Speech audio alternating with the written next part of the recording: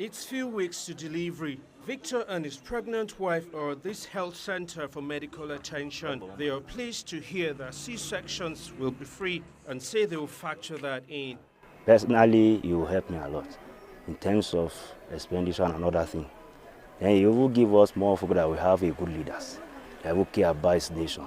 Many women in Nigeria who face complications during childbirth are expected to undergo a cesarean section, which costs a lot of money compared to natural birth. C-sections cost around $300 to $800 in health centers in Nigeria, depending on where the service is rendered. And that's quite pricey for many families. And many who can't afford it eventually lose their lives. That's why the government is stepping in to help.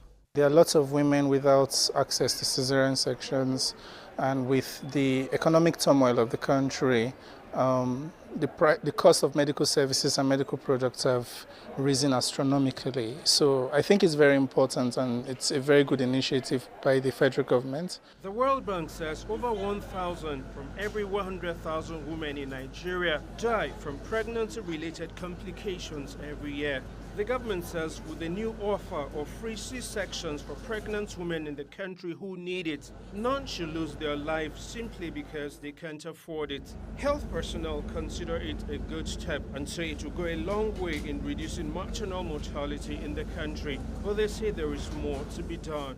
There are also a lot of things that go into a cesarean section, as with all surgical procedures. So you need to talk about the surgical instruments, you need to talk about the expertise, you need to talk about the theaters, for example. So how many hospitals, for example, have provisions, have theaters that can that are sterile enough, for example, to provide these services? How many are there in the country? So if that can also be tackled, if that problem can also be addressed, I think that will go a long way. The health ministry says the government is working on it.